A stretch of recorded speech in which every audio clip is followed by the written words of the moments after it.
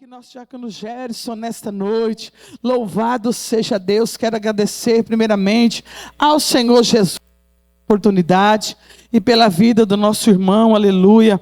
Louvado seja Deus. Nosso evangelista Evaristo vai estar orando pela vida do nosso irmão Gerson, que prontamente ele é filho da irmã Maria, irmãos. Quem não conhece, né? Ele é filho da nossa irmã Maria. Louvado seja Deus. Sua família está aqui junto com ele, sua namorada. Louvado seja o nome do Senhor. E ele é um vaso, um instrumento nas mãos do Senhor. E eu creio que nesta noite Deus tem uma palavra aos nossos corações. Amém? Aleluia, Deus. Saúde, irmão, com a paz do Senhor. Amém. Vamos orar, que hoje Deus vai falar novamente conosco. Hoje não é diferente dos outros dias. Amado e querido Deus, aqui está, Senhor, teu servo, Pai. Querido Pai, tu, Senhor, vai usar, Senhor, teu servo nas tuas mãos. Senhor amado, falando conosco, Senhor, aquilo que nós necessitamos. Querido Pai, tu sabes, Senhor, que nós precisamos de ouvir a tua palavra. Sabe, Senhor, tudo, Senhor, fala, Senhor, na boca do teu servo. Querido Deus, é o que nós te pedimos, já te agradecemos. Não só hoje, mas para sempre. Amém e amém, Jesus.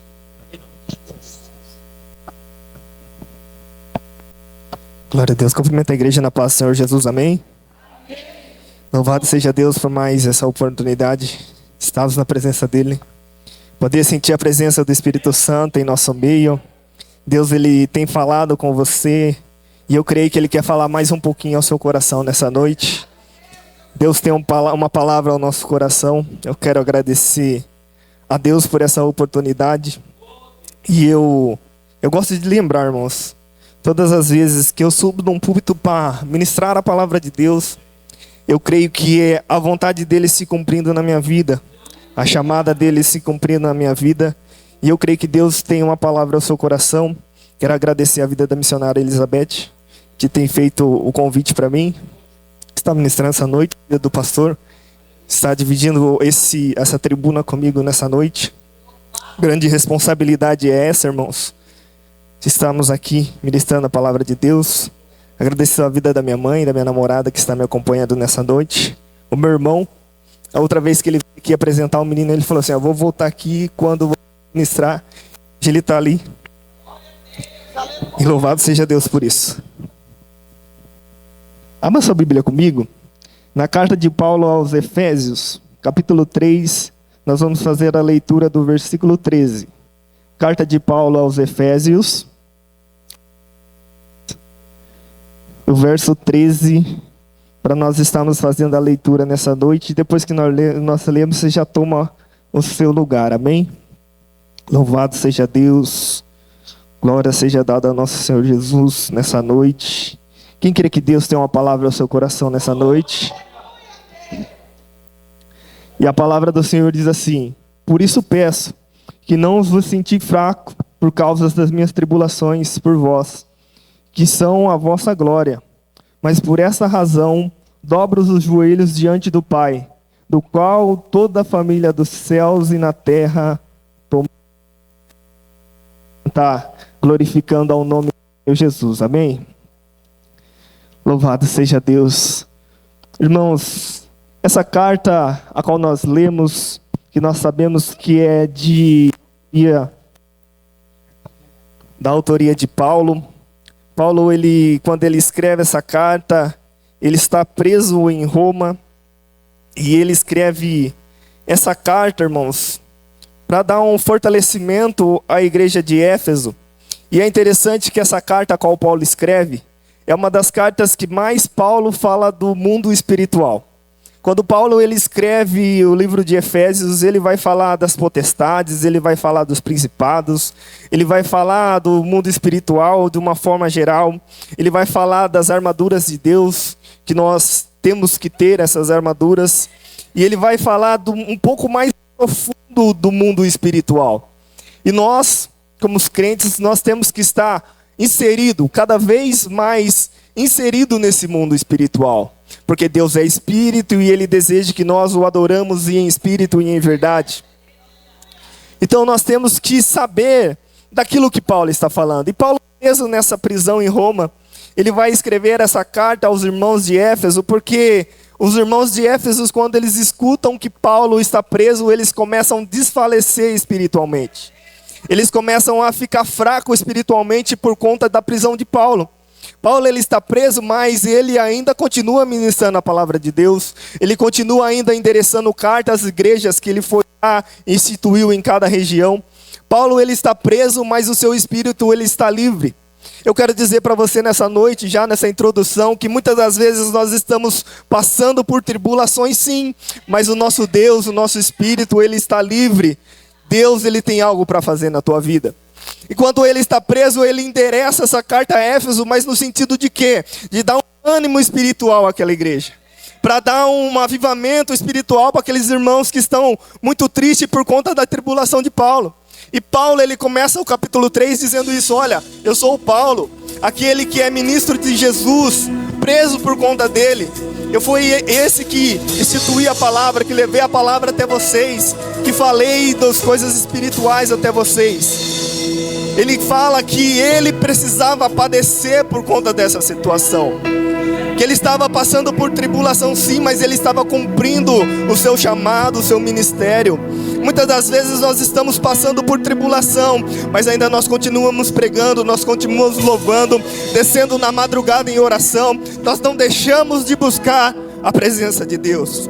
E Paulo, ele estava dessa forma, passando por tribulação, mas ainda ele continuava ministrando a palavra de Deus. Antes que Paulo, passando por toda essa dificuldade, ele sabe que havia uma recompensa. Paulo, passando por toda essa situação, ele sabe que tinha algo maior para ele depois dessa situação. E muitas das vezes você passa por situações que você até não entende o que está acontecendo, mas eu quero dizer para você algo nessa noite: tem recompensa depois da tribulação, tem bonança depois da tribulação, tem calmaria depois da dificuldade. E nós sabemos que Paulo, ele escreve essa carta, ele está em Roma, mas ele sabe que dali ele não vai voltar mais.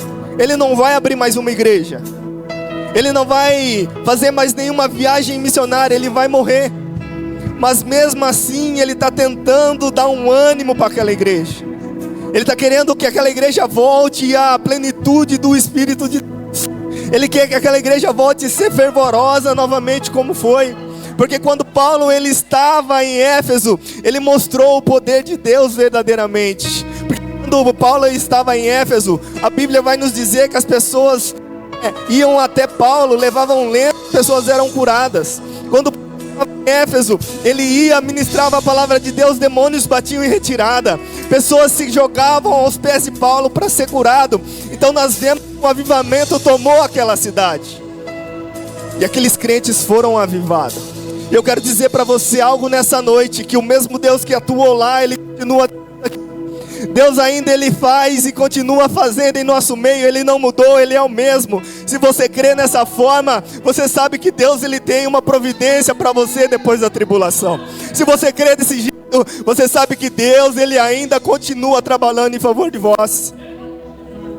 E no versículo ao qual nós lemos, no versículo 13, ele fala assim: olha, não fique fracos por conta das minhas tribulações.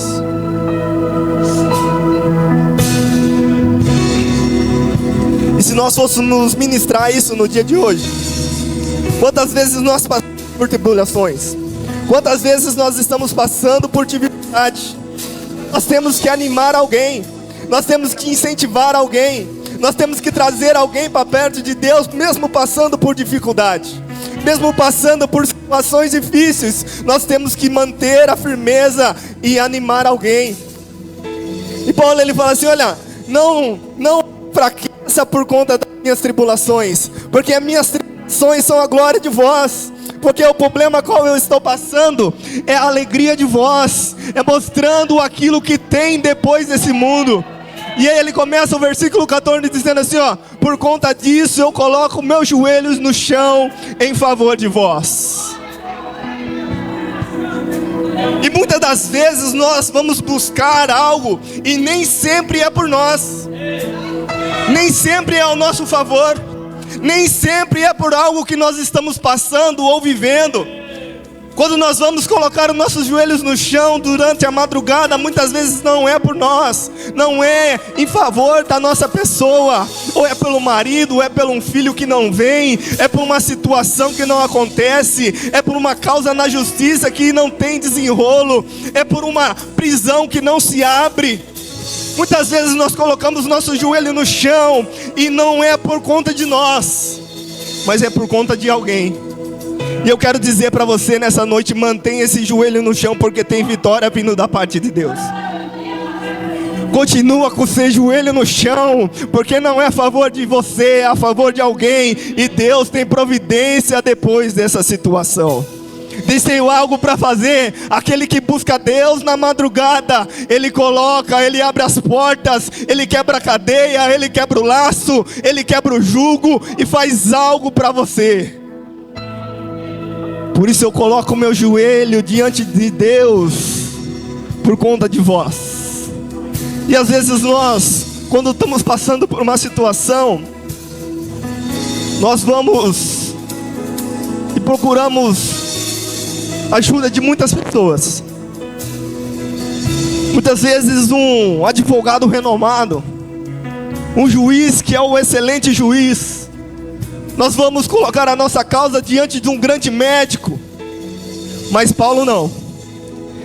Ele fala assim no versículo 15: eu coloco o meu joelho no chão, a favor daqui toda a família da terra toma o nome.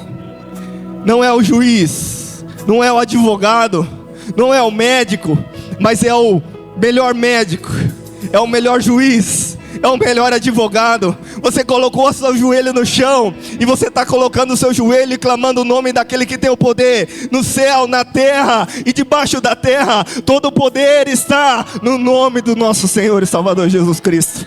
Você colocou a sua causa não no nome de alguém, você colocou o nome de Jesus. E esse nome tem poder para fazer milagre, para fazer mudança de história, para quebrar cadeias. Deus, Ele está falando para você nessa noite: sua causa vai ser atendida diante de Deus. Porque você não clamou o nome de ninguém, você clamou o nome do nosso Deus. Você clamou o nome que está acima de todo nome. Você clamou por aquele que pode fazer um milagre. Você clamou por aquele que pode fazer a sua história mudar a causa na tua família, na sua casa, no seu casamento, no seu trabalho. Porta aberta, Deus está abrindo hoje. Eu escuto cadeias quebrando, eu escuto jugo sendo quebrado, e o nome do Senhor, Ele vai ser glorificado. E esse texto, ele continua dizendo algo que me chama muita atenção. Quando nós estamos passando por dificuldade, não é o homem exterior que sofre, não é o que você está vendo aqui, não é que os seus olhos conseguem contemplar. Às vezes o irmão vem para a igreja com o terno alinhado, bonito, sorriso no rosto, mas você não sabe o que está passando na vida dessa pessoa. Quando nós estamos passando por dificuldade, passando por aflição, quem sofre é o homem interior. Muitas vezes nós estamos passando por dificuldade, sim, mas nós não enxergamos. Nós vemos culto após culto, nós estamos buscando a presença de Deus, mas não é o homem exterior que sofre, e é o homem interior que está sofrendo. E Paulo está dizendo assim: olha, que o Espírito de Deus que aviva o homem interior, ele encontre você nessa noite. Às vezes o seu espírito está abatido, a sua alma amargurada por essa oração que não é respondida, por conta da situação que não desenrola, por conta das coisas que não vêm. Mas Deus está dizendo para você: eu quero que você esteja animado no meu espírito, que o meu espírito esteja dentro do teu coração, que o meu espírito alcance você nessa noite. Às vezes, irmãos, nós passamos por dificuldade e ninguém vê, irmãos. Mas a necessidade de colocarmos o joelho no chão é maior do que a nossa dificuldade. Nós buscamos, irmãos, não por um Deus que não ouve as nossas orações. Que Deus, Ele está com seus ouvidos agravados a não ouvir nós. Mas Deus, Ele está sempre pronto para nos ouvir. Nós precisamos clamar, nós precisamos chamar pelo nosso Deus, para que Ele habite no nosso homem interior, para que Ele possa fazer algo diante de nós. E Deus, Ele vai fazer algo diante de nós, porque Paulo, ele está instruindo a igreja, para que a igreja cresça no nível espiritual. Às vezes, irmãos, nós estamos muito no raso, nós estamos vivendo muito no raso, e Deus, Ele quer mostrar mais. Às vezes nós estamos vivendo uma vida muito rasa diante da presença de Deus, e Ele está falando assim: olha, eu quero mostrar para você a largura, o comprimento, a profundidade do que é o amor de Cristo, do que é o poder de Deus habitado em nós. Irmãos, é muito pouco que nós vemos ainda. Saudade nós temos de quando Deus, Ele habitava em nossos cultos, que crianças eram batizadas pelo Espírito Santo de Deus, que pessoas elas falavam em línguas na presença de Deus, que pessoas se derramavam diante da presença de Deus, que demônios eram sendo lançados para fora diante da presença de Deus, e pessoas